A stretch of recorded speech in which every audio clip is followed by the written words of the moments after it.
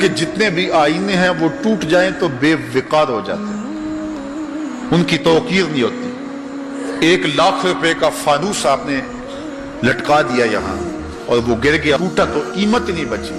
لیکن دل ایسی کائنات ہے جتنا زیادہ ٹوٹے اتنی ہی قیمت بڑھتی ہے۔ تو بچا بچا کے نہ رکھ اسے، تیرا آئینہ ہے وہ آئینہ کہ شکستہ ہو تو عزیز تر ہے نگاہ آئینہ ساز۔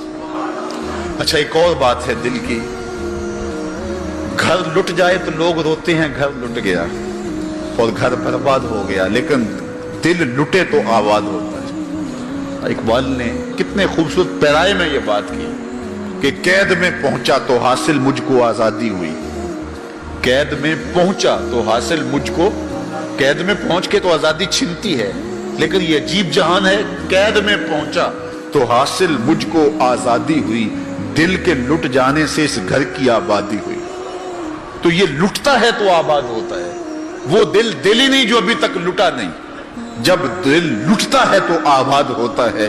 اور کتنے خوش نصیب وہ ہیں جو جن کے دل مدینے کی گلی میں لٹے ہیں۔ اللہ اکبر، تڑپ اس کے لیے سامان زندگی ہے۔ اللہ اکبر، مجھے بہت پرانی یاد آ گئی، میں ایک بزرگوں کے پاس گیا اور ان سے میں نے عرض کی حضور سکون قلب کے لیے دعا کیجئے، تو وہ فرمانے لگے کہ یہ تو تڑپتا ہی رہے تو اچھا ہے، اس کی تڑپ ہی زندگی ہے، اس کا تڑپنا اور بےتاب رہنا ہی زندگی ہے۔ آتش کا شعر ہے اور کتنا کمال اس نے لکھا، وہ مزہ دیا تڑپ نے میری آرزو ہے یا رب، وہ مزہ دیا تڑپ نے میری آرزو ہے یا رب، میرے دونوں پہلوؤں میں دل بے قرار ہوتا۔ وہ کہتا ہے ایک پہلو میں دل ہے اور وہ تڑپتا ہے یاد محبوب میں، تو اتنا سرور آتا ہے کہ راتیں بیت جاتی ہیں۔ وہ کہتا ہے جب میرے ایک پہلو میں دل ہے تو سرور زندگی نصیب ہو گیا ہے، اگر میرے دوسرے پہلو میں بھی دل ہوتا تو پھر کیا کیفیت ہوتی۔ اور یہ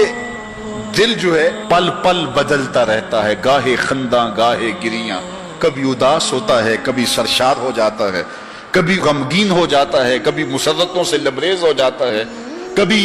یاس اور قنوط کی کیفیت میں چلا جاتا ہے، کبھی امید کی بہاریں آتی ہیں۔ تو یہ عجیب اس کی کیفیت، یہ بدلتا رہتا ہے، تغیر پذیر ہوتا رہتا ہے، اور قلب بھی اس کو اس لیے کہتے ہیں کہ اس میں تقلیب ہوتی ہے، یہ بار بار بدلتا ہے، لمحہ لمحہ اس کی حالت تبدیل ہوتی ہے۔ تو یہ رب نے ایک عجیب کائنات بنائی ہے، عجیب رنگ بنایا ہے، اور یہ دل حضرت انسان کو دے کر کے اس نے اپنی محبتوں کا مرکز بنایا ہے۔ رب نہیں چاہتا کہ اس میں کوئی اور بھی بسے،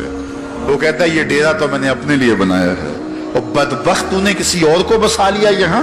تو نے خواہشات نفس کو یہاں بٹھا لیا، تو نے شیطان کو جگہ دے دی، اس تخت پہ تو میں نے بیٹھنا تھا، یہ تو میرے لیے ہے، یہ تو میری محبتوں کی آماجگاہ ہے، یہ تو میرے جلووں کا مرکز ہے، تو میں نے یہاں نزول اپنی رحمتوں کا کرنا تھا، تو نے